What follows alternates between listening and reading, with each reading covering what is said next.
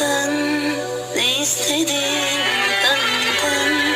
Ne yaptıysan bana, kopamıyorum senden.